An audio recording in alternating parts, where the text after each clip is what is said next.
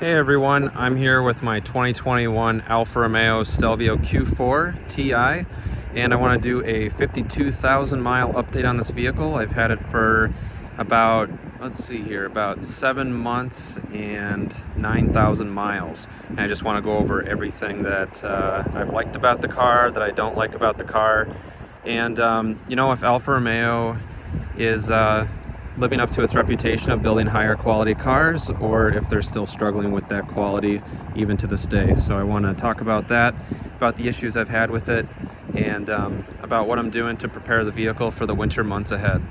And so the first thing I want to get out of the way is that, the reliability reputation of the Alfa Romeos are not, the best in the business. But for 2023, J.D. Powers has rated the vehicles as #1 in the premium segment, with the Stelvio being the top compact luxury SUV.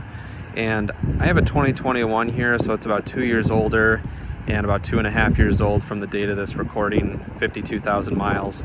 And I gotta say, I think that their quality has greatly improved in the last 3 to 4 years. I would say overall, this car, it has a few squeaks and rattles, and some of the body panels are not quite up to the fitment levels that you see in the German competitors, but I would also argue that some of the design traits of this vehicle are partly the reason why some of those body panels don't fit perfectly. It could be the hood design, the door design, the bumper, fenders that make the car look amazing from more than 10 feet away and in photos, but as you get up close, it can be harder to fit those panels together so well like the Germans do. And I'd also say that the vehicle is constructed a little bit more simply in terms of the way that the fit and finish is and the strategies that are used in order to fit the bumpers, the fenders, the doors together, versus some of the European competitors that are much more complex and would require a lot more work when it comes time to build the vehicle. And that's why this car costs a little bit less than the German competitors as well.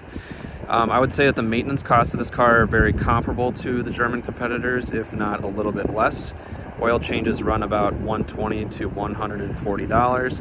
For an equivalent Audi Q5, you can expect about $150 to $170, so it's a little bit less than an Audi Q5.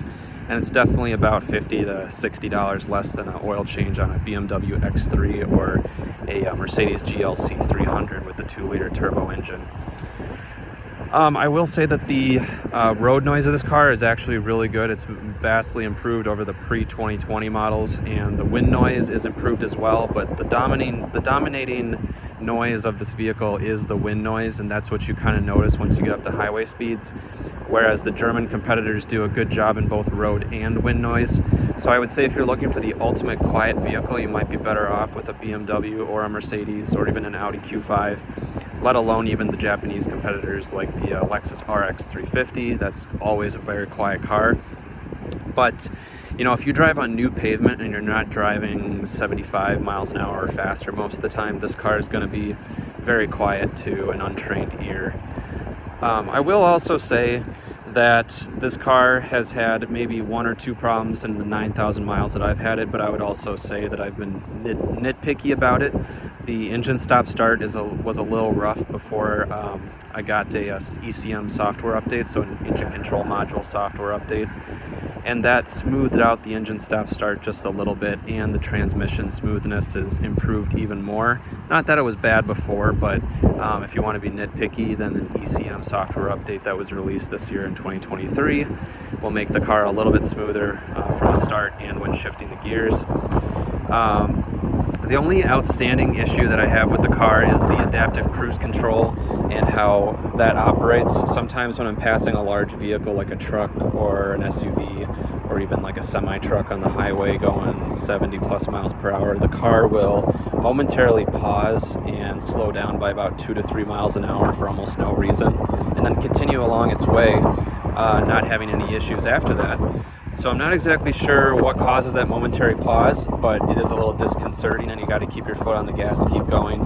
The dealers checked it out. They said the alignment of the front DASM or radar sensor is aligned correctly. The software is up to date, so I'm not exactly sure what that is. Overall, the brakes last quite a bit on this car. This car is driven mostly highway miles. I would put it at about 85% highway miles, and we still got about 7 millimeters of depth on the brake pads front and rear still left. So they're only about 30% worn, maybe 35% worn or so, because you want to replace them at about 2 millimeters of pad depth. And the car is 52,000 miles, so with all highway driving, you could probably go 100 to 120,000 miles on the original pads on this car. But if you do more city driving, 50 to 60,000 miles is probably reasonable for a new set of pads. Let's step inside the car here. I've kept it pretty clean. Haven't really done anything major to it, and yeah, it's been operating pretty well.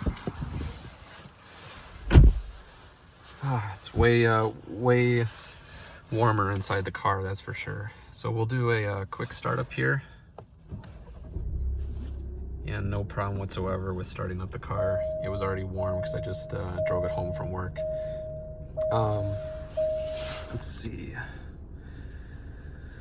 Yeah, so this has the brown interior. You can't get the brown dash anymore after 2021. If you get the brown saddle brown seats, you get the just the seats, not the doors, not the dashboard after 2021. So this was the last year that you could get, you know, color matched dashboard and doors with either tan or red or saddle brown interior.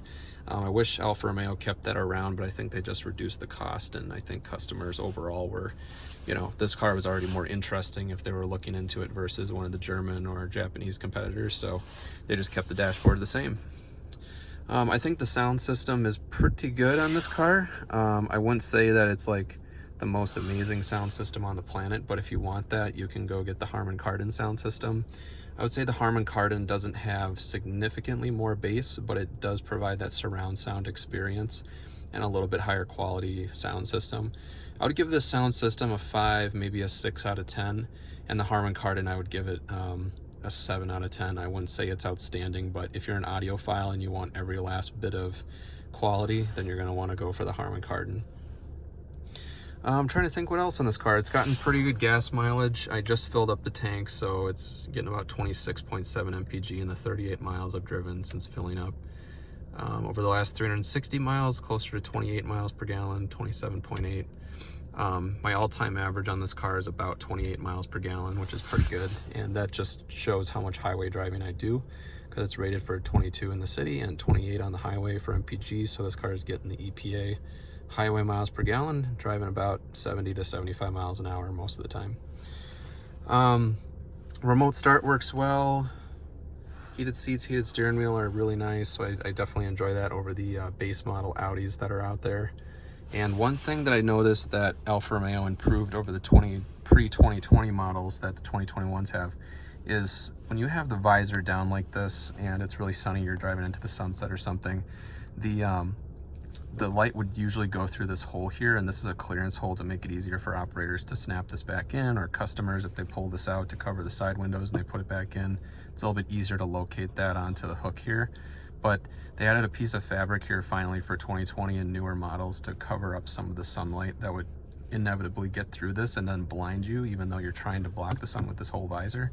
So I'm really glad Alfa Romeo added that to both the driver's side and the passenger side visors. Overall, been really happy with this car, and we'll step outside one more time into the cold, windy tundra, and we'll take a quick look around the car as well.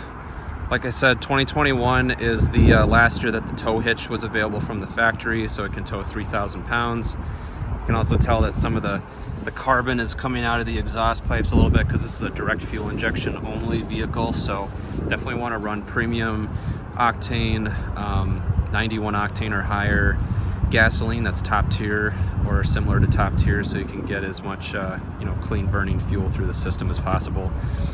Again, these are Pirelli Scorpion weather active tires, so these are all weather tires. They're very aggressive tread design, directional pattern design, and these have about 9 to 10 30 seconds of tread still remaining on the tires, so these things have only worn about maybe 10 to 15% over the last 10 to 12,000 miles that they've been on the car, because they were on the car about 3,000 miles before I got this vehicle. The one thing I wish Alfa Romeo would do is put in keyless access system, not only that isn't just for the front but also for the back doors, because the back doors do not have them on this car, and I think, you know, with the base models in the $40,000 range, not a huge deal, but as you get up to $60,000 with the Estrema models, the Competizione models for 2024, you really should have like the luxury features of having that sensor on the back door in order to open it with the key in your pocket.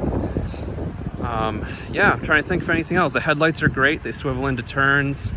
LED daytime running lights look really sharp, and the car has a sporty exhaust note that I really missed when I had the Audi 2-liter turbo engine A4 that I had before this vehicle.